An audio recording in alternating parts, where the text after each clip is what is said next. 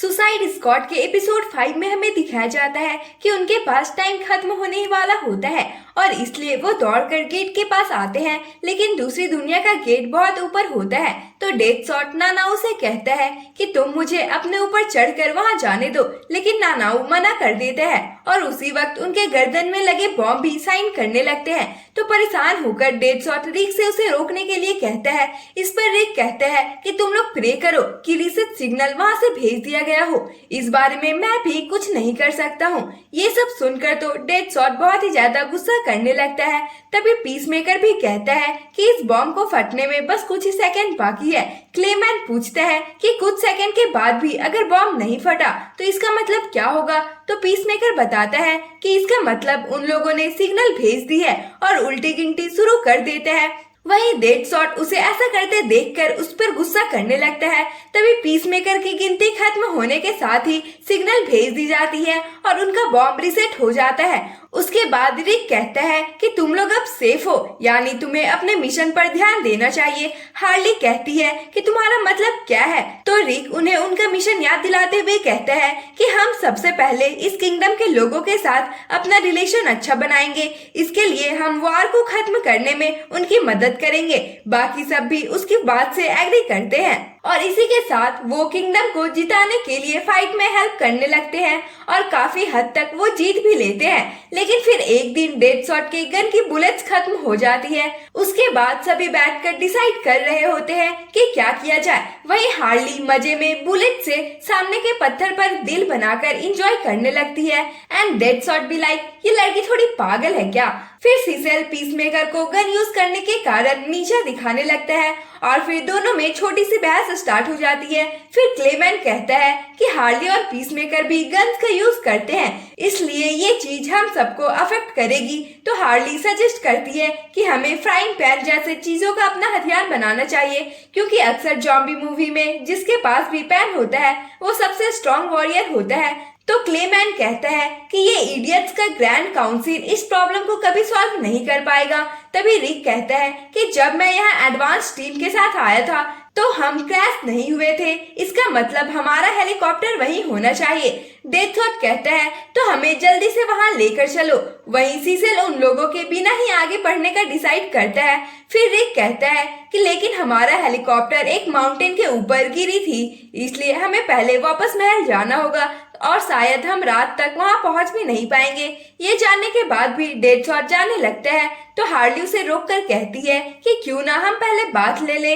और फिर सभी एक लंबी दूरी तय करते हैं, जिससे हार्ली का तो बुरा हाल हो जाता है। तो डेथशॉट बताता है कि हम बस पहुंचने ही वाले हैं। रिक कहता है कि हम रात में यहीं आराम करेंगे और कल सुबह यहाँ से निकल जाएंगे।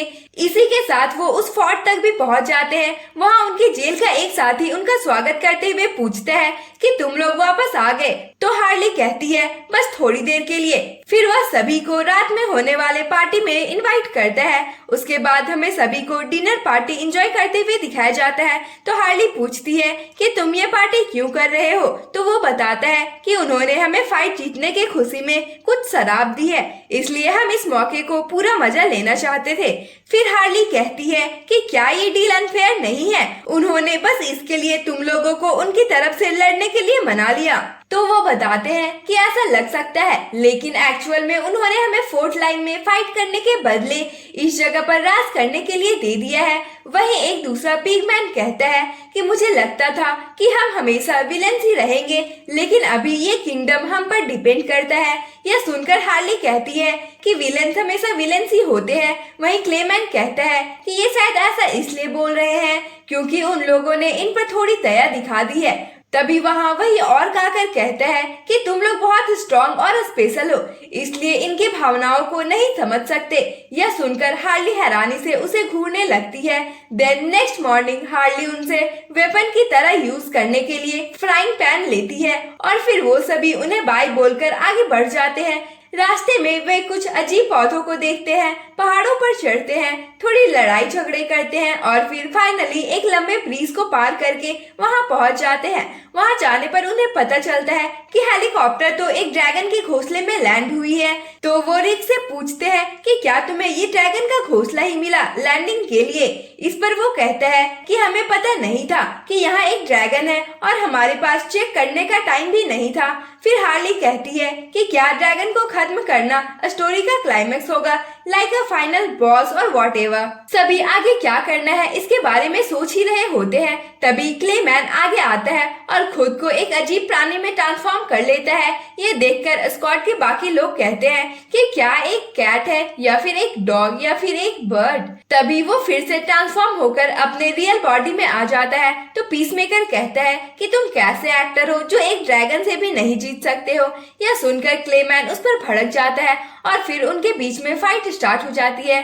तभी ड्रैगन उनके पास आ जाता है और वो दोनों शांत हो जाते हैं, लेकिन जल्दी ही ड्रैगन उनके पीछे पड़ जाता है और फायर बॉल से हमला शुरू कर देता है। वहीं डेडशॉट उसकी नजरों से बचकर छिपने में कामयाब हो जाता है, लेकिन ड्रैगन वहाँ भी उसे देख लेता है और फिर उसका पीछा शुरू कर देता है। फिर उसकी नजर हार्ली पर पड़ती है और वो उसका पीछा करने लगता है। हार्ली उससे किसी तरह बचती है और फिर सभी साथ में आ जाते हैं।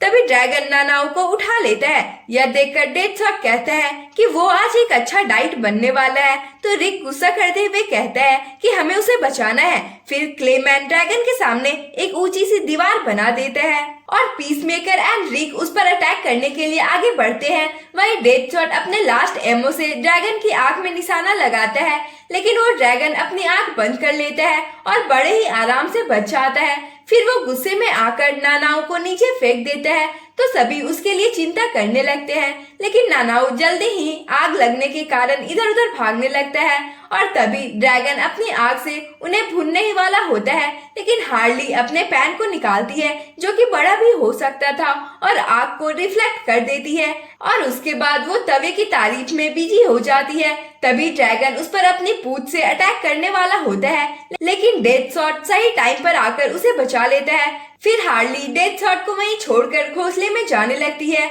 और रिक एंड पीसमेकर वहां पहले से ही पहुंचकर वेपन को देखने लगते हैं।